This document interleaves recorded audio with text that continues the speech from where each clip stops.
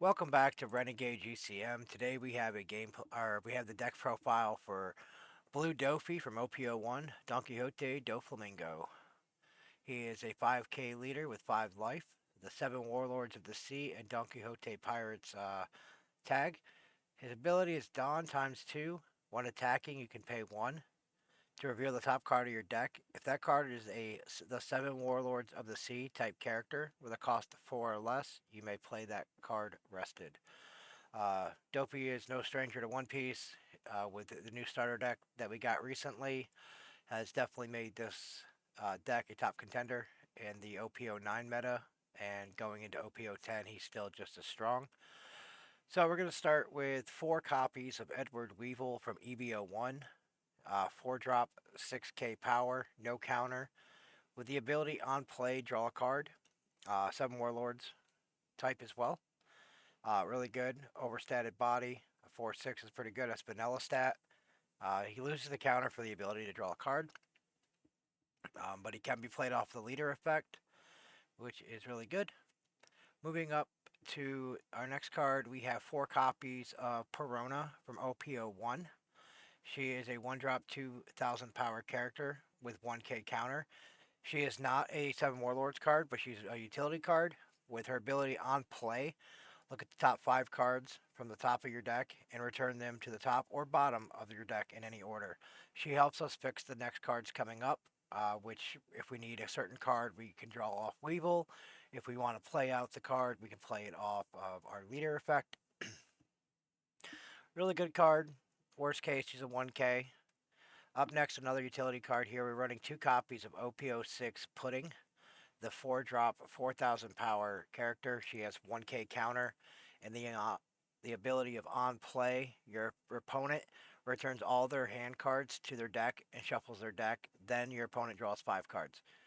She's really good into certain matchups, like especially yellow, who like to hold a lot of cards in hand to counter out of the late game because yellow likes to go down to low life totals. She can really ruin that plan. She's not a 7 Warlord. She's a Big Mom Pirate, so she's not playable from leader, but still a good utility card. We're running only 2 copies of her. So up next, we have 2 copies of Crocodile from OP07. It is a 7 Warlords of the Sea, as well as Baroque Works. It's a 4 drop 5000 power character with a 2k counter.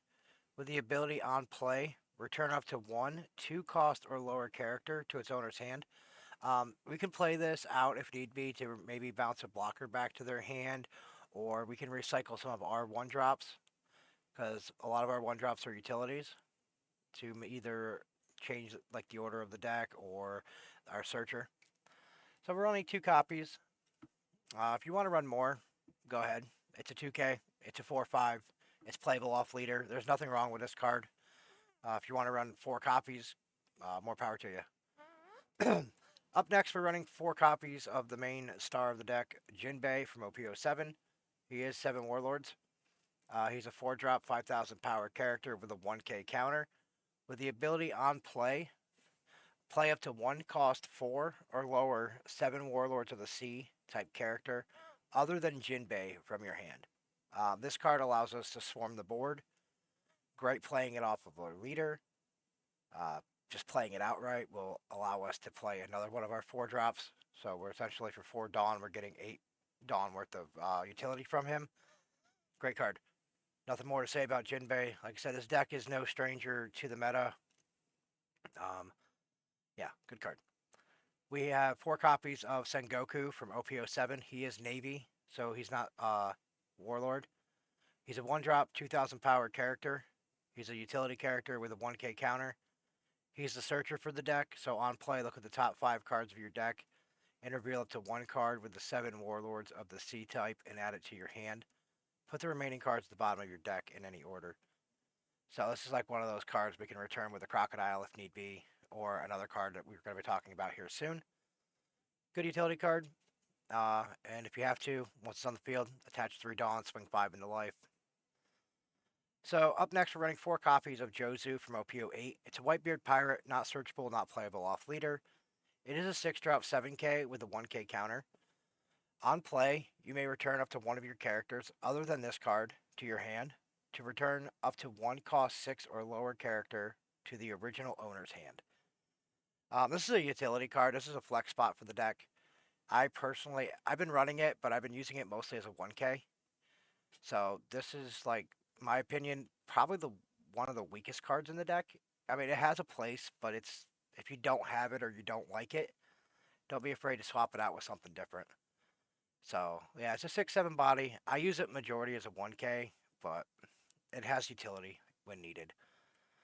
So up next, we're running 3 copies of the starter deck 3 Gecko Moria, 7 Warlords of the Sea type, 4 drop, 5,000 power, 1K counter. On play, add up to 1/7 Warlords of the Sea or Thriller Bark Pirates type character with a cost of 4 or less other than Gecko from your trash to your hand. Good utility card. Lets us, you know, get back the Jinbei, get back our the Edward Weevils, the Laws, pretty much anything we want to get back, even a 2K, because we do have a lot of our 2Ks are 7 Warlords. So worst case, Jinbei into Gecko, return to 2K. I mean, it's still 2 bodies on the field and a 2K in hand. So good card. We're only running 3 of. But like I said, with the Jozu, if you're not a big fan of Jozu, you might be able to cut down a Jozu, add another Gecko, maybe cut down the other 2 Jozus for 2 more Crocodile 2K. If you got a lot of yellow in your meta, your 4th copy of Jozu could easily be another pudding. And there's also other options too. So up next, we're running 4 copies of Draco Mihawk from the starter deck 3. 7 Warlords type, 4 drop, 5,000 power, 2K counter. So this is a really good card. You can use it as a attacker when needed, 2K at the worst, and Don 1 when attacking. You draw 2 and trash 2 cards from your hand. A little filtering for the deck. Good card. It's a 2K. It's returnable with Gecko. It's playable off the leader. You can play it off Jinbei. So just all around great card. Up next, this is from Starter Deck 17. With the Starter Deck 17, really made Dopey. It gave Dopey the stuff it needed to be competitive in the meta.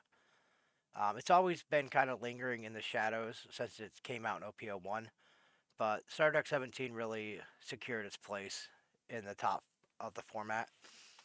So we're running 4 copies of Trafalgar Law. It is a 7 Warlord type card. It's a 4 drop, 5,000 power, 1K counter. On play, you may return one of your characters to its owner's hand. If your leader has 7 Warlords of the Sea type, return up to 1 cost 4 or lower character to its owner's hand. Law does not care about the 4 drop that's getting returned. You can return one of yours back to your hand. If you say you play Jinbei off of your leader effect, so it's rested, and you play the Law in, you can put Jinbei back in hand to protect it, to replay it the next turn. It's an overall great card. It's so universal where it gets you so many options when it hits the field. There's times where you can bounce your own 1K back to hand. Like your Sengokus or your Peronas, or Buggy, just to get back. So you got the utility from it. Now it's back in your hand as a counter, or replay it out.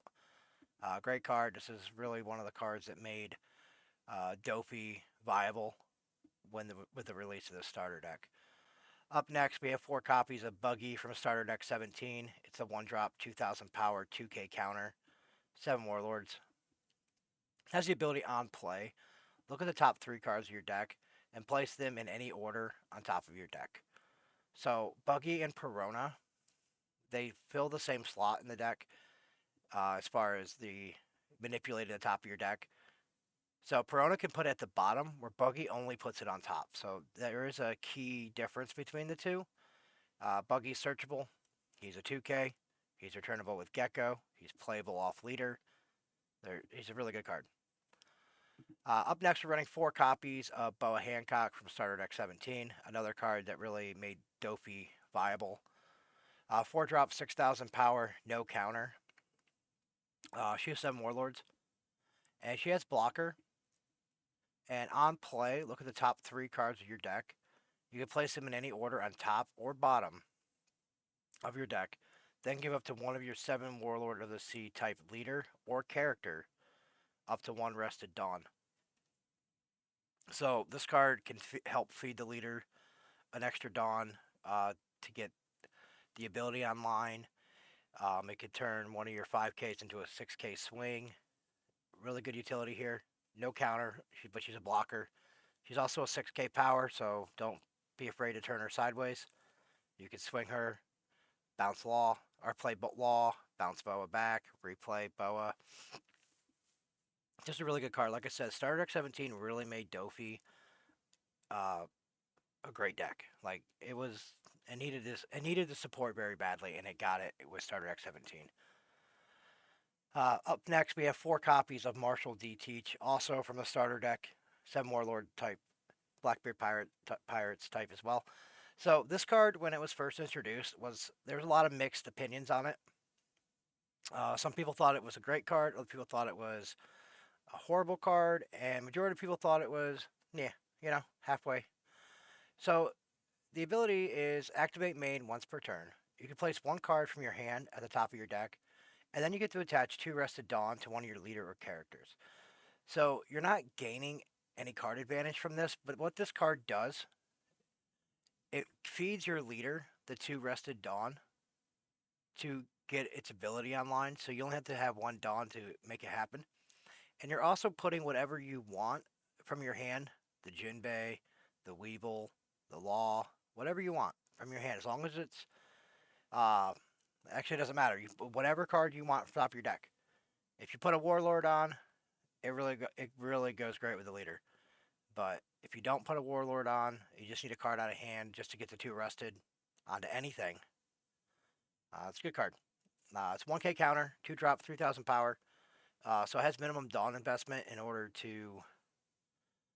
Technically, you could give the Dawn to Teach as well.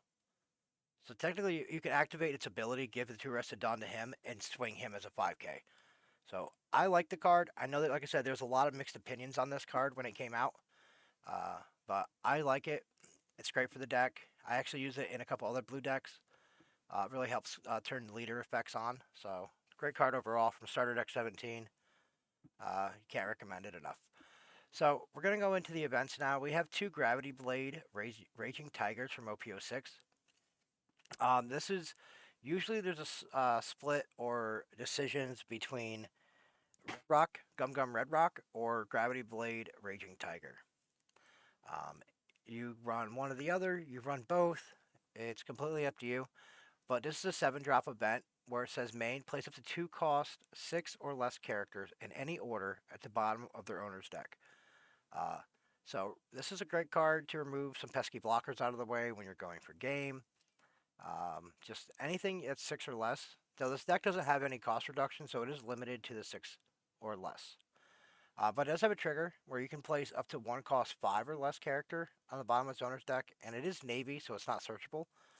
So Gum Gum Red Rock is, I believe, a 6 drop that just puts any 1 character at the bottom. So I see the options of both, the appeal of both.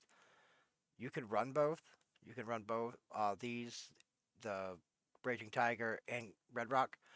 You can split it, but this is the one I went with. And last but not least, we have 1 copy of Perfume Femur. It's from OP07. It is a 7 Warlord, so it is searchable. It's a 2 drop event with the main. Up to one of your 7 Warlords of the Sea type leader or character cards gain 2,000 power during this turn, and your opponent cannot activate blocker when the selected card attacks. It has a trigger, draw 1 card. So this is fine at 1 copy. With like Black Yellow Luffy running around with their Sabo blockers if they keep recurring. This is a nice way to sneak through that. With Blackbeard, we already have a bad matchup into Blackbeard with Blackbeard always shutting off our on play abilities. But this can get through their Marshall D Teach blocker when they think they're safe to go to no life. But yeah, 1 copy. I don't think you really want more than 1 copy of it. Some people don't even run 1. I think 1 is fine. But like I said, the 1 card in the deck that I'm just not a huge fan of is the Jozu. It's not searchable. It has like no synergy really with the rest of the deck. I mean, it bounces something, but like that's really the only synergy it has. But overall, I really have been enjoying the Doffy. It's proven time and time again to be a dominant deck in the format. It still stays pretty dominant into OP10.